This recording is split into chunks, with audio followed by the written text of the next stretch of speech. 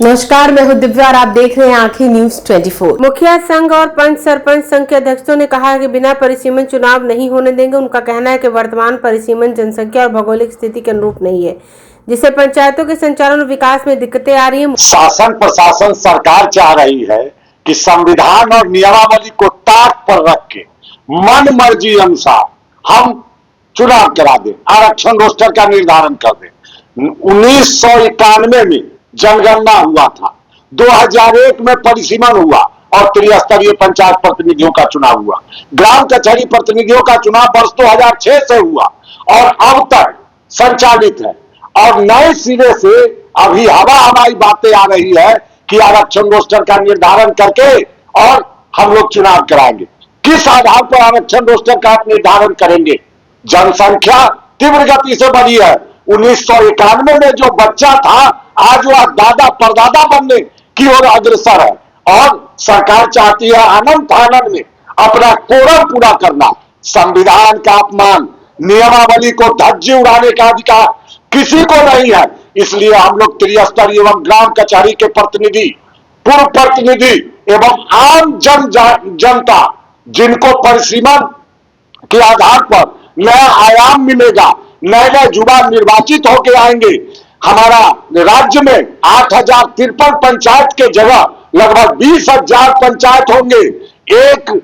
10 लाख से अधिक जनप्रतिनिधि निर्वाचित होंगे और केंद्र सरकार द्वारा हमें अतिरिक्त राशि मिलेगी, जिससे हमारे राज्य का विकास होगा।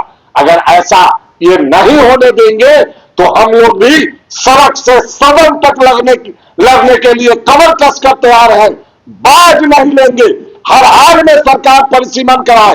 मैं तो कहता हूं जनगणना कराओ, परिसीमन कराओ, फिर आरक्षण रोस्टर का निर्धारण हो, तब चुनाव कराओ।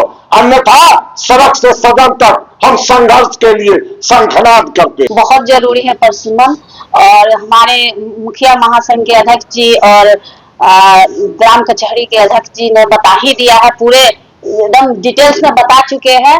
और हम पांचों जो संघ है वो सब एक हो गए हैं और जो पूर्व के जितने भी जनप्रतिनिधि है उनका भी मांग है और जनता के भी मांग है कि जो भी युवा है और राजनीति में आना चाहते हैं तो इसके माध्यम से आएंगे। परिसीमन बहुत जरूरी है। अगर विभाग, राज्य सरकार इस पर पुनः विचार करके और सही डिसीजन नहीं निकालते हैं परिसीमन के पक्ष में, तो हम लोग न्यायालय में जाने का भी काम करेंगे और सड़क पर तो उतरने का हम लोग मुद्दा बना ही लिए हैं। सभी जनता भी हम लोग के साथ है और पांचों संगठन के साथ है और हम सभी पांचों संगठन के जितने भी प्रदेश अध्यक्ष है सभी हम लोग मजबूती तौर से तैयार है और सभी जिला में कैंपिंग करेंगे और कैंपिंग के साथ प्रस्तावना देने का काम करेंगे राज्य सरकार को और विभाग को। अगर नहीं सुनती है फिर वही प्रस्तावना हम लोग कोर्ट में, न्यायालय में लेकर जाएंगे। 1993 और 94 में 24 अप्रैल 1994 में स्पष्ट निहित है और संविधान में स्पष्ट लिखा गया है कि तीसरी सरकार, अब हम तीसरी सरकार है और तीसरी सरकार का निर्वाचन 5 वर्षों पर होगा और 10 वर्षों पर जनगणना के बाद परिसीमन कराया जाएगा। सभी राज्य के, देश के सभी राज्यों में परिसीमन 10 वर्ष के 15 वर्षों पर कराया जा रहा है, लेकिन बिहार में अभी तक 1991 की जनगणना के आधार पर 2001 में प्रथम परिसीमन हुआ और आज तक 2025 हो गया। 25 वर्षों में परिसीमन नहीं कराया जाना यह दुर्भाग्यपूर्ण है और चूंकि संवैधानिक संस्थाएं इससे प्रभावित हो रही है।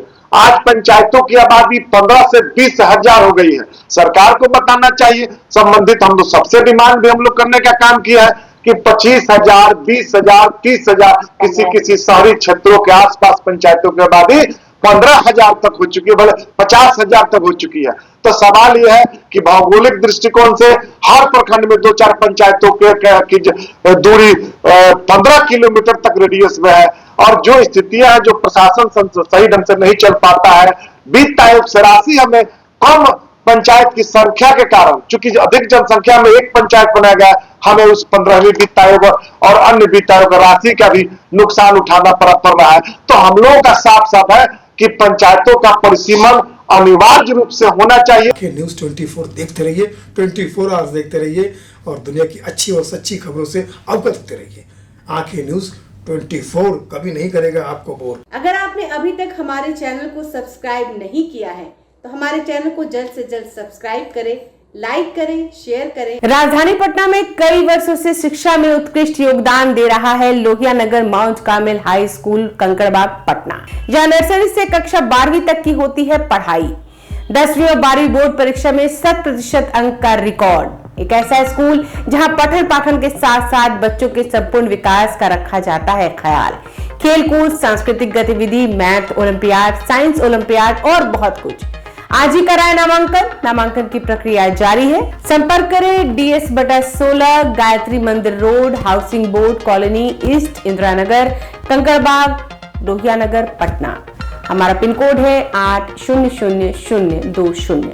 पटना में कई वर्षों से शिक्षा में अहम योगदान दे रहा है Gyansthali high school Alamganj Patna city, जहां 10वीं और 12वीं की बोर्ड परीक्षाओं में 100% अंक प्राप्त कर रहे हैं बच्चे। एक ऐसा स्कूल जहां न केवल होती है पढ़ाई बल्कि साथ ही साथ होती है कल्चरल एक्टिविटी, स्पोर्ट्स एक्टिविटी से जुड़े गेम्स, मैथ ओलंपियाड से लेकर साइंस ओलंपियाड, जहां बच्चों के लिए स्कूल कैंपस अत्याधुनिक सुविधाओं से लैस, छोटे बच्चों के लिए वाहन और ट्रांसपोर्ट की विशेष सुविधा।